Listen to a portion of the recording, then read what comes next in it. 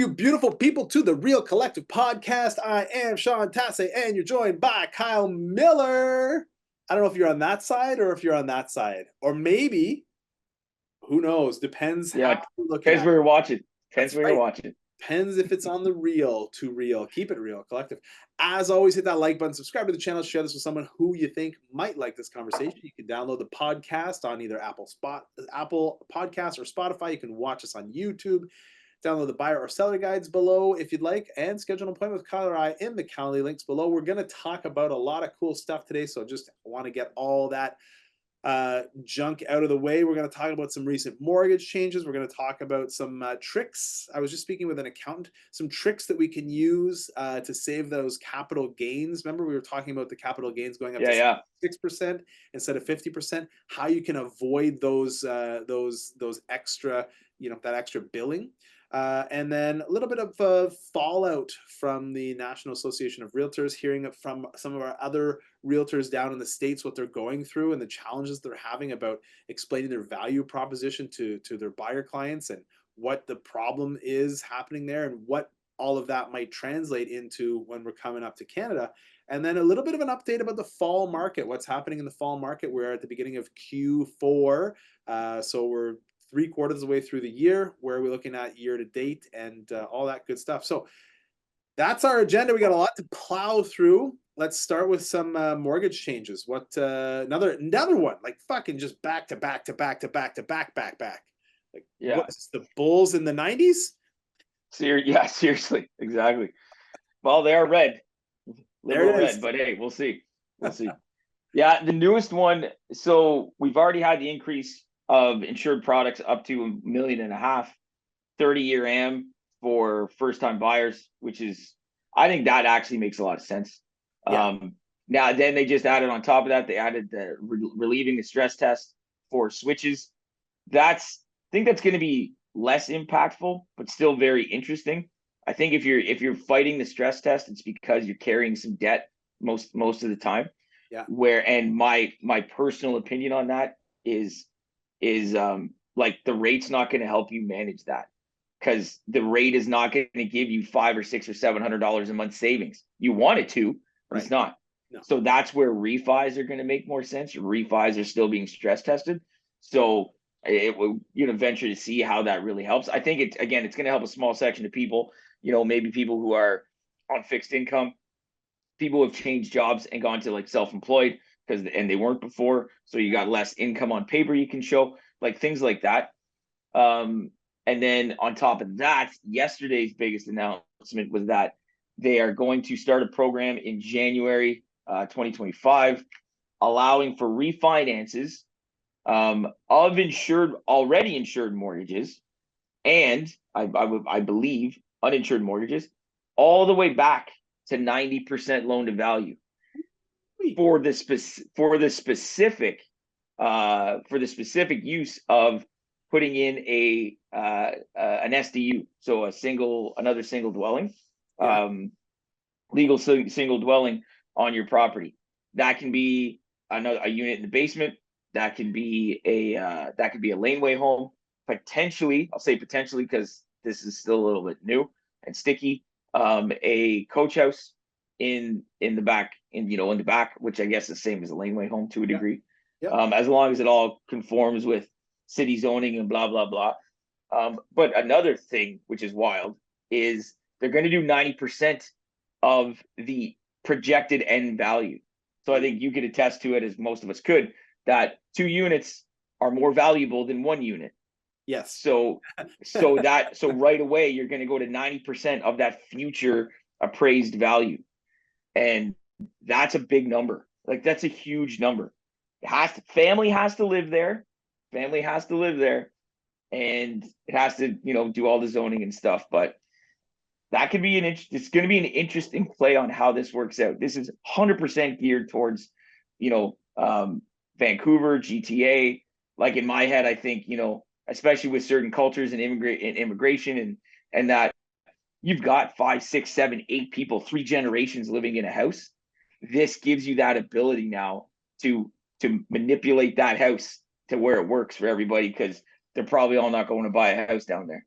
Well, anyway, That's the biggest it one. gives you the ability to go and buy your house, close on it, live in it, add an SDU, decide that you don't want to live there anymore, go and buy another house with 5% down, and rinse and repeat, right? And you probably shouldn't do that, but I mean that's what was happening, right? When people were like, you were talking about this off air, when people were amassing, their rental units, that's what they were doing. They would move to a house, they would fix it up, they would rent it out, and then they would move to the next one. And if you, There was a time. There was a time when you. There was a time when you could buy with. It's time you could buy a rental with 5% down, yep, right? That's when people really got going. yeah, Then when they put a stop to that, it was okay. You can go buy a house with 5% down, that's right, but you're not. They can't stop you from moving. that's right, Like you're allowed to. You're allowed to move. yeah, So the fact that you've only lived in it for however long, right? That it slowed down that accumulation, right, right? It slowed it down. And again, right? Don't get me wrong. They're not. They know this stuff happens. sure, So are you going to get away with that for 3, 4, 5, 10 properties? No, you won't, because they ask us. They ask us now specifically for mortgage statements on your other property, and then they can tell when it was bought. They can tell if the insurance is there, and they'd be like, "Hey, if you've done it, you do that once. Life happens. You got a kid now. You're married to someone else on title. sure, Okay, that makes sense. You do that a third time in the same city, we're yeah, talking heavy justification, because they don't have to lend you the money. right, They can say no. right, They can say you got to buy this one with 20% down. right. They can say that. Here's the question that people are always going to ask is, hey, how much more is my house worth if it has an SDU in it, right? What's the appraised value going to be? So the average house in Ottawa, right? And when I say average house, I either think of a townhouse in one of the three suburbs, plus or minus a couple percent, or I think of a 50 by 100 foot lot with a 1,200 square foot bungalow built by Compo in the 60s in one of the sort of original Ottawa suburbs.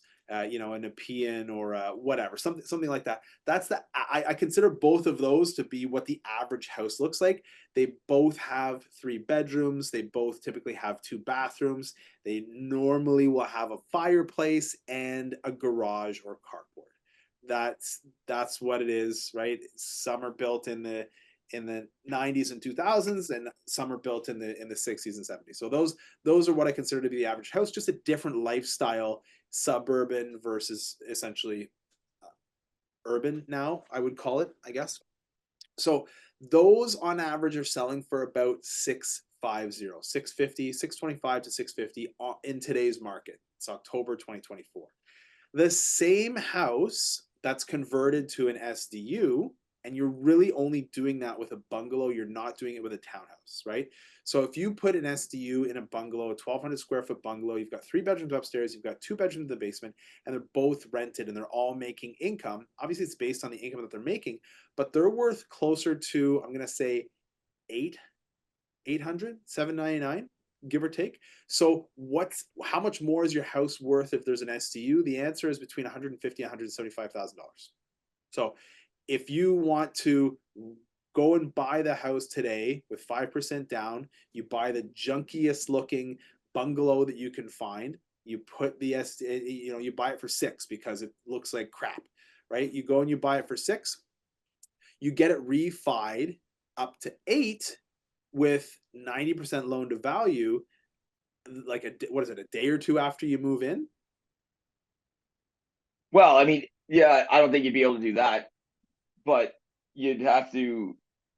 Well, I don't know. I don't know. You could. I mean, what'll be interesting in that scenario is if they allow this to happen on a purchase plus improvement. So if Right. they adjust the purchase plus improvement plan, you're going to do this right off the get.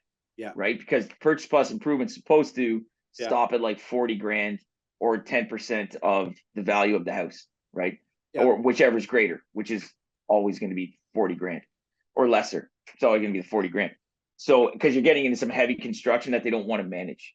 Right. So if they change that, then I think that works. Otherwise, I think you're buying it, you're sitting on it for a bit, and then you're going to refi to do that. You're going to refi to do that after, based on the end value.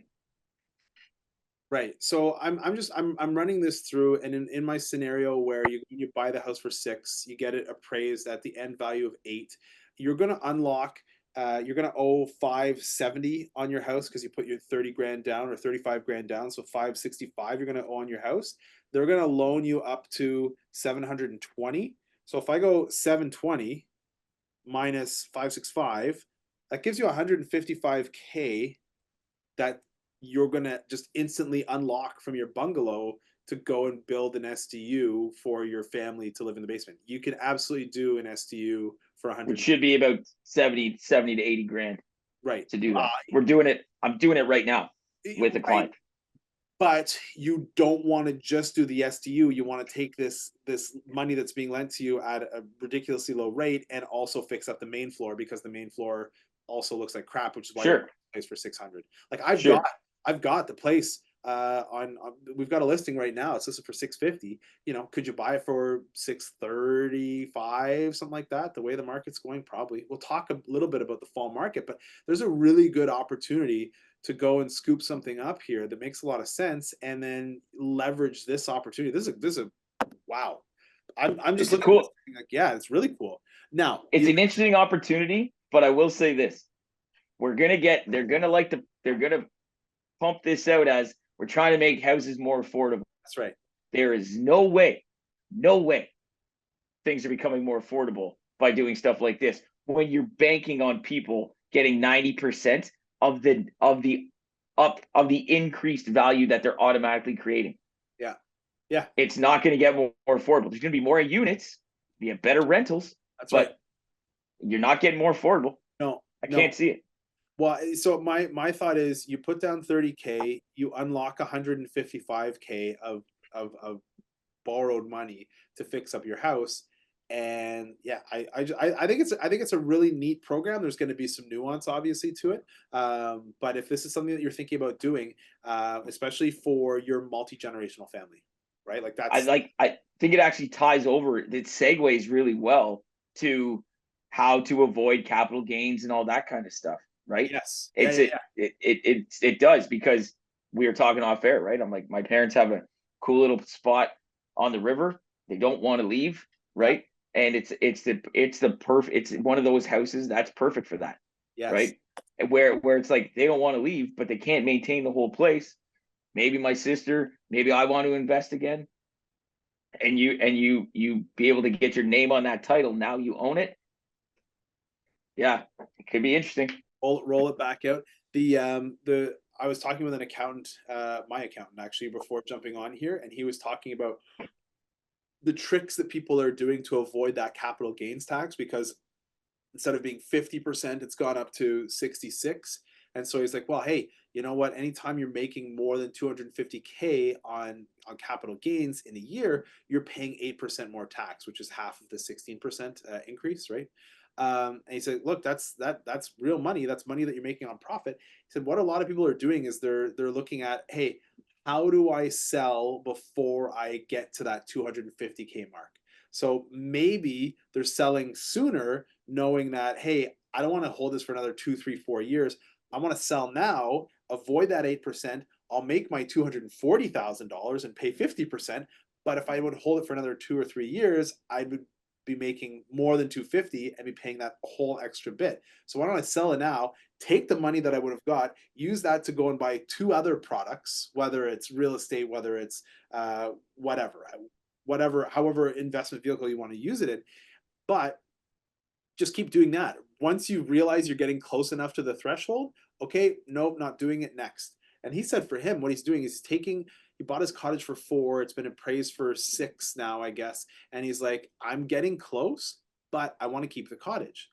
So he's like, I'm going to go and spend $300,000 and do an addition on my cottage so that I raise the floor of what my capital gains allowance is. So now, hey, I put right. Interesting. Right. So, okay. So he's like, look, I now bought it for 7. So if it's worth 950, I'm still under that price point. He said, I don't want to sell the cottage. I'd rather make a capital improvement, which reduces my capital gain hit when it's time to sell at the end. I'm like, oh, that's an interesting thought. So there's some different tricks that you could pull to get away from having to pay that extra 8%. Most people don't have $300,000 to spend to avoid paying 8% extra tax, but certainly some things to think of.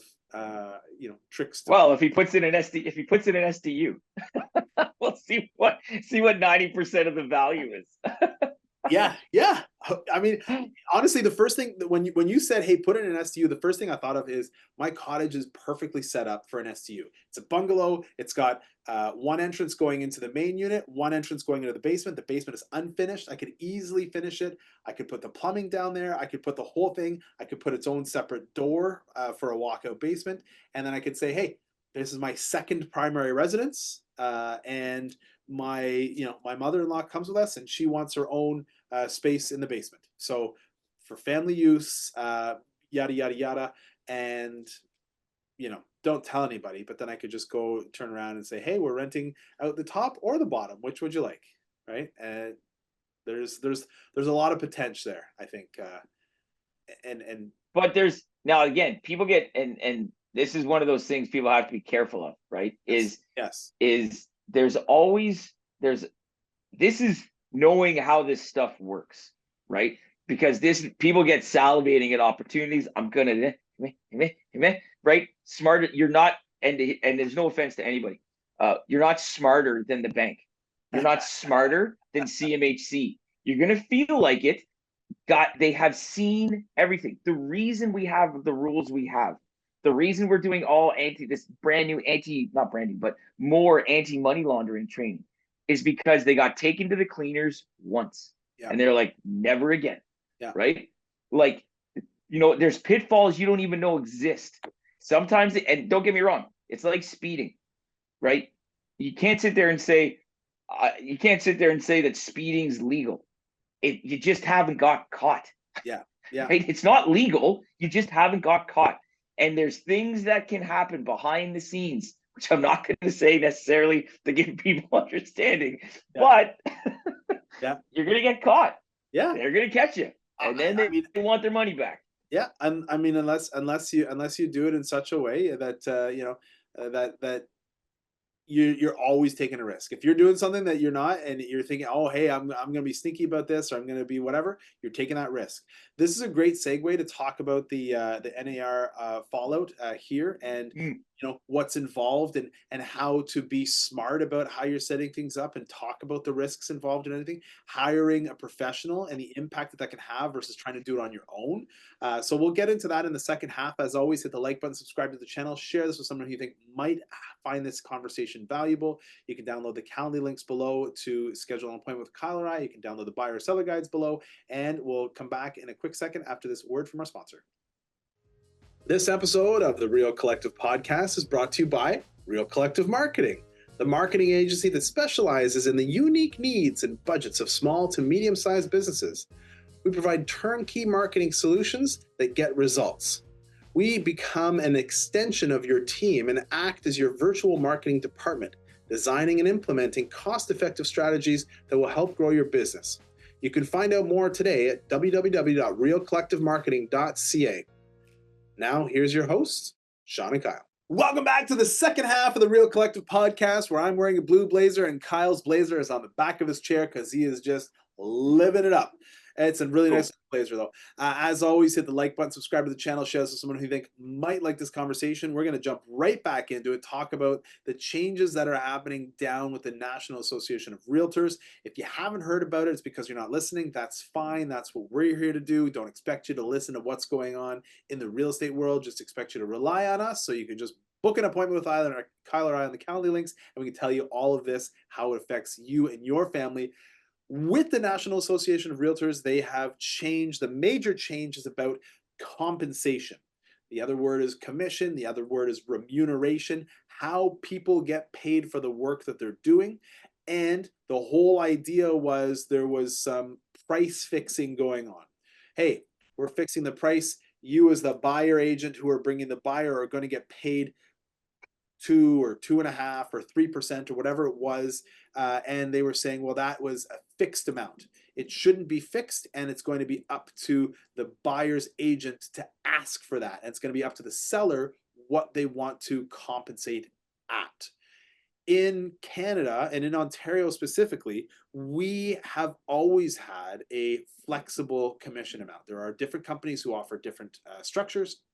Even individual agents now, as opposed as a result of the Trust in Real Estate Services Act, we've all been required to come up with a list of services that we offer and the rate that we're charging when we're listing your home, as well as when you're buying a home, the rate that we're going to charge to give you your service. So that's all changed. Not all agents have come up with their menu of service and what's involved, but there is a form that says, hey, here's what it is that I'm going to be doing for you as a client, whether you're a buyer or a seller. And as a seller, what do you choose that you would like to pay to the cooperating agent who brings in a buyer?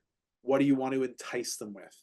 And all of that has changed here. So hopefully we won't have the same effect here that they had in the States, because it's this seems a little more transparent. Whereas in the States, it's really like, I don't know. I'm working with you as a buyer. I don't know what the seller is going to pay me. I guess I'll get what I get. And I've heard horror stories about people saying like, okay, well, we were going to buy your house, but now that I realize that you're not paying me 3%, my buyer does not want to buy your house anymore. So people are losing out on the sale of their house because the buyers are choosing not to buy unless, you know, XYZ. So lot of stuff has changed, and I think for us as service providers, whether we're real estate agents or mortgage brokers, it's incumbent on us to explain what it is that we're going to do and what level of service we're going to offer to our clients. Kyle, you just had one where you didn't think you were going to have to do this, but you're doing it now, where you're relaying your value proposition to a client, and the client's like, meh, I don't really know if I want to pay you that much. Yeah, it's so in our industry, we're typically, and I say typically because there's different levels of lending, we're typically paid by the lender, right? The lender has it set. They pay us what they pay us depending on the type of deal, term. We are not paid on the interest rate, by the way, just in case anybody asks, like, oh, you guys want to get a higher interest rate because you get paid more. No, we don't. It could be 10%, and we still get paid pretty much the average of what we get paid. And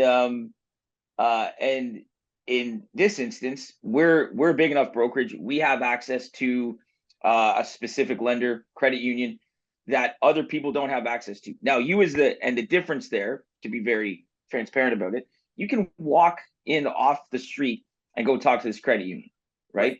The thing is, if you don't know what they offer, would you take that time and go do that? Right. So we do. We know what they offer. We know how they play the game. We know where their niches are because they've partnered with us, and that's great. It's good for us. It's good for clients. It's good for them. However, they have not come to the table offering us compensation. Right. So they're like, hey, bring people here. This is what we offer. And we're like, what are you going to pay? And they're like, nothing. And we're like, what? So then they say, you charge a fee. It's up to you. You charge a fee. I don't care what you charge. That's that. So we're like, oh, okay. Happens. It's very much like the private world. In the private world, lots of times we have to charge a fee. Right. Because they don't pay us either. Right. So fine. Now, as the client, you can accept that fee or not accept that fee, right? And that's that. So in this instance, I had a client doing not a complicated deal, but it's a different deal. It's construction and it's infill and all that. And there's a bunch of little pitfalls that can happen, and not a lot of people do that well. Right. Not a lot of lenders do that well. And this lender will. I think it's the right spot for them. So I brought that to the client, said, look, this is the lender. This is what we have to do. Sorry. Well, not sorry, but by the way, they don't pay me. So I have to charge a fee for you to connect you with them and help guide you through this just like I would any other deal. Right. But you have to pay me. And unfortunately, it comes up front, meaning like when the deal closes, that's when I get paid. Right. And they were, fairly straight up about it. And for lack of a better term, just said, we don't believe you're worth that piece of money. And they're like, we're not willing to pay you. We're just not willing to pay you that.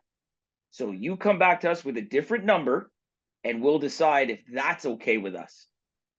And that's it. Because and the words were, don't see your value there. I'm like, ooh, haven't had that one before. so that's kind of what happened. And I haven't had to verbally push out my value proposition like almost ever. Yeah. Because so much of it gets brought out through the process. Right. Yes. Of how efficient we are, right? Communication time, like you're not waiting for me to call you back. It's typically really quick at that. The weekends, the nights, like when you're stressed, knowing what problems you're having before you have them, right? Making sure you don't have those. And even if you do, because you screwed up as the client and went and bought a car when you shouldn't have, how can I help fix that instead of just going, not my fault, Jeff, right? Like, his name wasn't Jeff, by the way. I was gonna say there's an actual person named Jeff who fucked this whole thing up. Yeah, Jeff is just like Kyle. Yeah, no, but it wasn't Jeff, right? So it's that stuff, and it was interesting, but I think if I'm fully honest about it, okay, like they're allowed to have that opinion. Sure. That's okay. He's not a bad guy. She's not a bad lady. That's their opinion. So now I have to position myself, just like other people are going to have to how do you explain that value? Where am I worth that amount of money? So I know for me, because I've spent a lot of time working on it, what is my value proposition to a client? There's three main factors when we're selling a house. Number one is marketing and maximizing your exposure for your listing, for your property, and positioning it properly on the market. Right. And one of the biggest marketing decisions is about what price do you price it at. Mm-hmm. Number two is negotiating.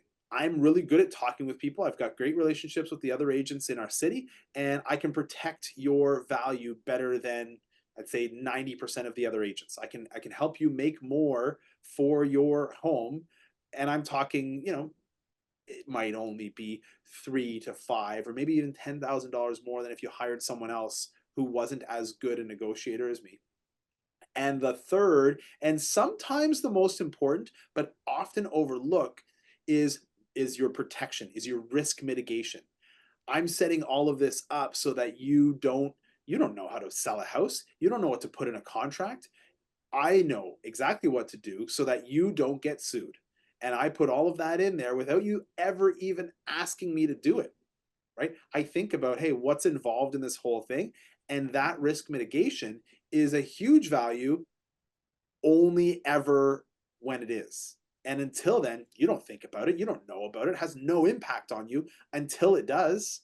And then it has a huge impact on you to the tune of potentially $20,000, $30,000, $40,000, $50,000, right? So, but it's not often realized. So those are my three value propositions I'm sure of when I'm selling a house. And then when I'm helping you buy, it's, helping you find off-market properties. Again, the protection and negotiation. So it's exposure, but in the reverse, right? So it's those three things: exposure, negotiation, and risk protection. It comes. There's a guy I follow online, and he's kind of a little bit of a blowhard, for my opinion. But he had come out once and said, and I'm not even going to name him because it doesn't matter. He was coming out and saying, he's like, he was ripping realtors, saying like, I don't even know how we don't have an app for this yet. We have all this information and we can just go and do this. And I'm like, and to a point, and I can translate this to mortgages too. To a point, I agree. I'm like, there are situations where I'm not needed, and there's probably situations where you're not needed. Yeah. Because if we could just do shit on a handshake and be honest, not that I'd be out of a job, you would have less of a job to do in this situation like that. And a lot of other salespeople would. The problem is we're all out for ourselves most of the time. So I could never go into a real estate transaction in like, just fully transparent. I can never go into a real estate transaction thinking you and me are equal. I could never do that. You know more about that house than I do, and you're trying to sell it for a reason. Yeah. And that becomes my problem if you're lying to me about anything. So I personally want someone in the way to do whatever they can to figure that stuff out and protect me. Yeah. Right. And I don't want to sit there and learn all the rules. So it's worth my time to have and money to have you do that. Listen, for sure. When I sold a house out of province where I'm not licensed, I hired the top Remax guy in my neighborhood to sell my house, because I know, hey, could I do it? Sure, I could do it. Could I muddle my way through it? Yeah, absolutely. I don't know all the players. I don't know all of the ins and outs of it. I could have, gone do Proprio. I could have gone Grapevine or Comfree or whatever any of these different purple bricks companies are, which most of them I think are out of business now because the model doesn't work, first of all, because people need help, but they just don't realize it until it's too late because they've already buried themselves by making the wrong fucking decision. So just hire a professional, pay them what they're worth. You are worth, Kyle, whatever the guy said that he doesn't think you are worth it because of your experience. It's that old adage about, tapping on the engine with a hammer, right? And getting a bill for 50. If people don't know the story, right? Guy goes in, engine doesn't work, bunch of mechanics show up. They call the oldest mechanic they know. He walks around the engine, sniffs around a bit, takes a tiny little hammer, taps it in a certain spot, engine starts, send the bill, $15,000. Guy goes, you got to itemize all the stuff you did to earn that $15,000. And he said, and it was like $1 for tapping the hammer, $14,999 for knowing where to tap. That's right. Just like, that's the thing. Yeah. That's perfect. Yeah. Perfect. So that's what it is. Well, you know what? We were going to break down the fall market update, but we're kind of out of time here, so we'll get into that in the next one. I think there's a huge episode. We covered a bunch of stuff. As always, hit that like button, subscribe to the channel, share this with someone who you think might find value in this conversation. You can download us on Apple Podcasts or Spotify, or watch us on YouTube. You can download the buyer or seller guides below, or schedule an appointment with Kyle or I directly in the Calendly link so you can have a conversation about how all of this applies to you and your family in your particular situations. And until next time, keep it real. Collective.